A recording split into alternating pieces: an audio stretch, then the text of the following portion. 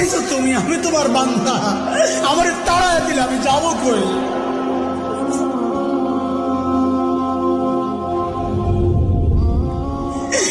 কই যাবো? তুমি ছাড়া মাফ করবে কে বলো? কার কাছে যাওয়া ভিক্ষার হাত পাতবো বলো? কি দোয়া শিখাইয়া দিচ্ছেন নবী ভাই, কি দোয়া শিখাইয়া দিচ্ছেন। ওইভাবে মালিককে বলেন না একা একা,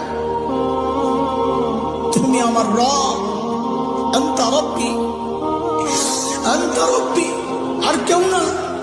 পাপ করছি তো তোমারই করছি, নাফরমানি করছি তো তোমারই করছি, আর কারো করি নাই।